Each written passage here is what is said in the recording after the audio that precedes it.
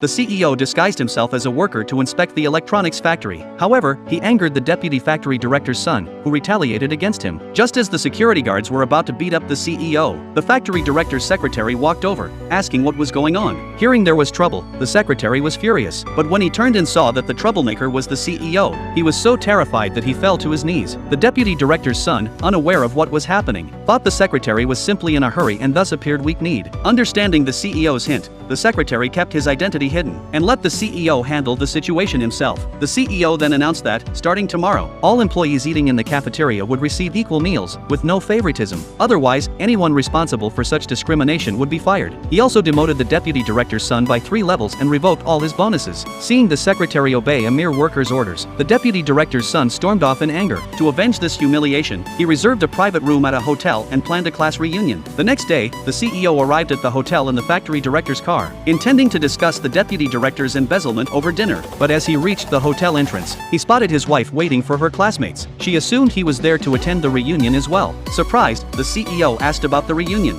Just then, a female classmate approached, and after hearing that the CEO worked as a factory laborer, she mocked the wife for having a poor husband who didn't belong in such a fancy hotel. Initially, the CEO ignored the classmate's taunts, but to boost his wife's dignity, he decided to join her at the reunion. The deputy director's son, seeing the CEO, was upset, claiming he hadn't invited him to the gathering. The CEO explained he was accompanying his wife. A male classmate began boasting that everyone there was wealthy, hinting that someone as poor as the CEO had no place there. The female classmate suggested he eat at a food stall outside. Seeing the disrespect toward her husband, the wife decided to leave with him. The deputy director's son hurriedly persuaded them to stay, as he had always had feelings for her and didn't want her to leave. To please him, another man attempted to seat the wife beside the deputy director's son. The CEO immediately intervened, warning him not to touch his wife. The female classmate thought the wife was ungrateful, reasoning that the deputy director's son had reserved this luxurious room for her sake. The CEO scoffed, saying this wasn't the most luxurious room. That honor belonged to the Sky Garden suite on the hotel's top floor. To impress the woman, the deputy director's son decided to upgrade to the Sky Garden suite, but the server explained that the Sky Garden suite was the hotel's most expensive room, and it was reserved exclusively for the company's CEO. The deputy director's son, displeased, insisted on being taken to the suite. At the suite entrance, the server informed them that the room required the CEO's fingerprint for access. Accusing the server of lying, the deputy director's son attempted the fingerprint verification several times, but each time, it failed. The server warned him against further attempts, as it could trigger security measures. Refusing to believe it, he tried to kick the door open with all his might, only for the door to repel him,